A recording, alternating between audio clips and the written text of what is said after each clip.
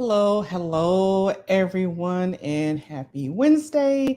Whether it's good morning, good evening, or good night. And I know some of you will be seeing this on Thursday because you are in another time zone. And what? Yes, it's like one something in the morning in Europe, right? One and two something. So, thank you for joining me today. I really do appreciate it.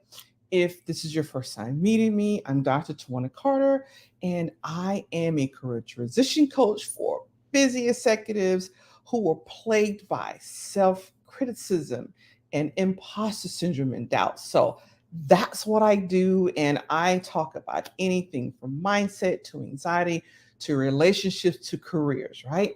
So I have a good one for you today. And this one is kind of near and dear to me. I've had clients who had this issue or have been told this. And of course, I've been told this as well. So today I am talking about why grow where you're planted is detrimental to women's careers. That's the topic today. That's what I'm covering today. I'm going to be covering three top reasons why that is bad advice for women, right? So if you can hear me, let me turn on my comments here. If you are on and you can hear me, drop a yes in the comments for me so I know that everyone can hear me. So, those of you, whether you're seeing this on LinkedIn or Facebook or YouTube or Twitter, welcome, one and all, right? So, let's go ahead and jump right in. I just want to check and be sure down there that I am live everywhere because I have been known a time or two to be chatting away and having myself a good time all on mute.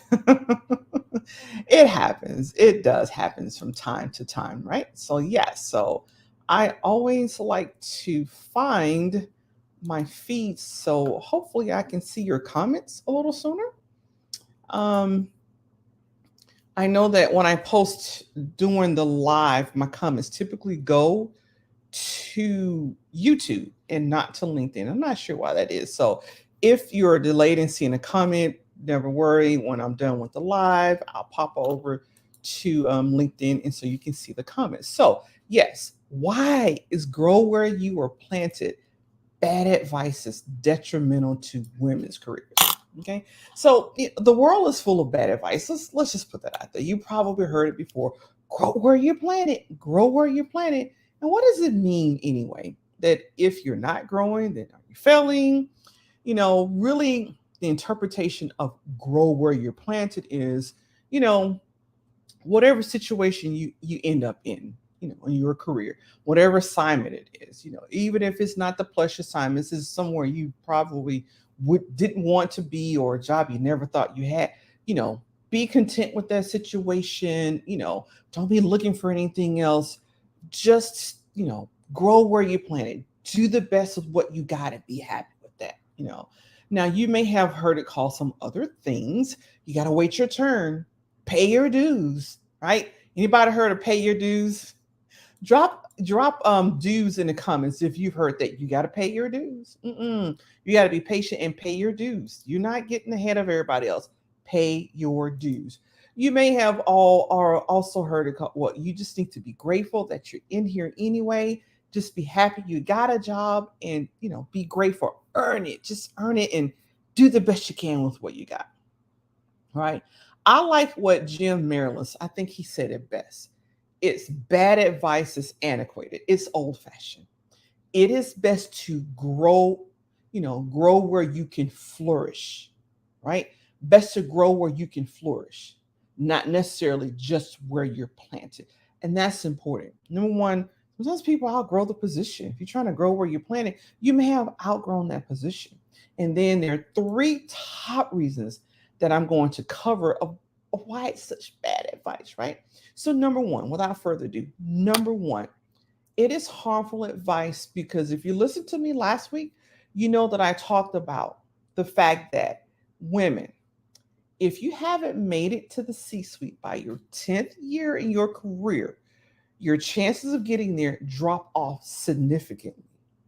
So, do you really want to be planted where you can't grow into the C suite?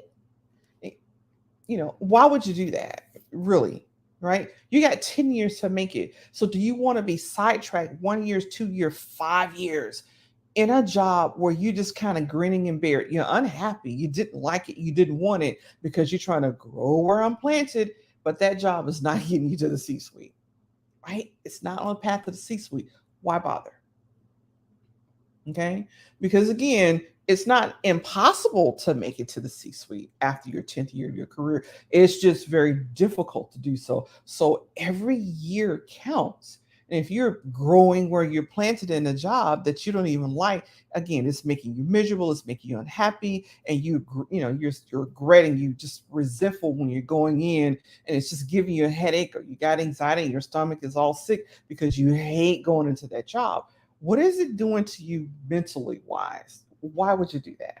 Okay. So that's the number one thing. You got 10 years. 10 years. Make the best of those 10 years instead of growing where you planted because someone else told you that's probably what you should do.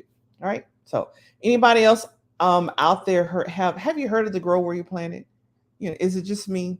Anybody out there, have you heard the grow where you planted? Drop a one if you have heard grow where you planted. And let me just say that those of you that catch this on the replay, I want to say thank you as well. And you too can drop a one. I've had some folks answer the questions and dropping ones and twos, when they watch the replay. I really appreciate that. And again, I always circle back to look at your comments. Okay. So number two, right? Where you grow is significant because the path to C-suite, it is paved with mission essential or operations jobs. Okay. So if you are consistently planted in support roles and told to grow where you're planted, your path to the C suite is going to get very difficult because support roles are not the path to the C suite, not the fastest path, right? So, and here's the thing, women are like 55% of the leadership roles held by women, they're in support, they're in staff roles. And those roles tend to, again, they make it to the C suite a lot less or slower than those operations roles, those mission essential roles, those roles where you're managing people, profits and losses, where you're managing more people, higher value projects, those type of things. That gets you to the C suite. That's a solid road to the C suite. So someone's telling you, no, you just got to grow where you're planted, and they're putting you in this outsized place where it's support, it's staff, not very much money involved, not very many people involved. That's like a hamper. That's a hindrance to you getting to the C-suite. And that's another reason why you don't just want to grow where you plant it. Where you plant is important.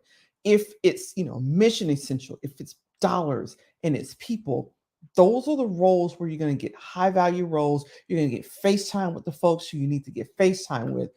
That's where you grow into that C-suite. And unfortunately, some of us, I've heard it, come from a military background, and we know, talk to any military officer and they will tell you there are some roles that if you are assigned to those roles at these particular bases, it is known as a career ender. Everybody knows you're in a dead end job, you're not going to get promoted. We knew that. There were certain assignments that you got put in, career ender. You were not going to be where you needed to be, seeing the people you needed to be, and getting that FaceTime to make your next rank, to make the general officer rank. You just were not with certain roles. And also, I'm sure, I've known some in organizations and different places where we kind of know that these roles are kind of like, if we got to find somebody to put in it, we all know that you're not going to grow in that role. So you want to be careful where you are growing because it is very important, right? Number three, did you know that about 26% of women CEOs were hired from outside of the agency? So if you're talking about growing where you're planted, you could be reducing your chances of getting promoted and making it to the C-suite because a lot of companies hire from the outside. Of course, there ticks off people on the inside. I've seen it. People are livid because they were going where they were planted. They thought they would get that role, and no, they reached outside of the agency and found someone. That is why, again, I'm not saying that everybody needs to jump ship, but I am saying you have got to really be on your P's and Q's. What is your career path? Where does this job lead you? How many people who've held this particular role have made it to the C-suite? Whether it was within your organization, were they promoted, or were they able to go to another agency outside of yours and get promoted? Very important to know. Okay. And here's the thing, the other thing, I told you that 55% of women are in support roles. If you want to get those operations and mission essential roles, sometimes you need to leave. Sometimes you need to go find greener pastures. Again, Jim Maryland said it best: grow where you can flourish. That's what's important, not just growing where someone plants you. And many times I've seen it, folks are in these roles where grow where you planted. Pretty much everybody know those are dead end roles, but they're like, oh no, grow where you planted. Just grow where you planted. Here's the thing, if you look at it as someone building a house, two people building a house, one of them has flat, planes where it's nice, everything is fine, and they got to build a house. And you're told to build a house in this rocky place, very little soil, very little grass, right? Can you build a house there? Possibly, yeah. This person over here is just going to build his or her house up. You got to do blasting of the rocks in the place. You got to break stuff down. You got to haul stuff away. They've already got their house built and they're moving on, earning equity.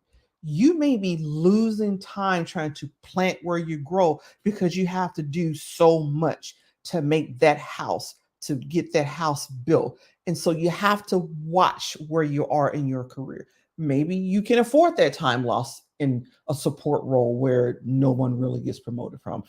Maybe you can. If you do, work with it. If your sponsor says, hey, I got your back, do this for this amount of time, we're going forward.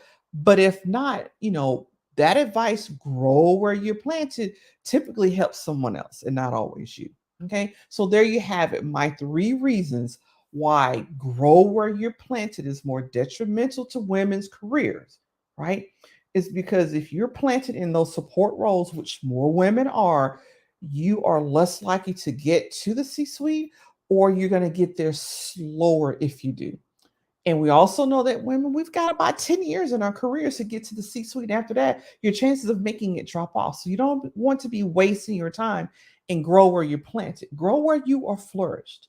Definitely grow where you're flourished, right? And you do want to be looking at those jobs, making sure that they're mission essential operations roles versus staff or support, right? So, am I saying that you can't get a C-suite role at support? Not at all.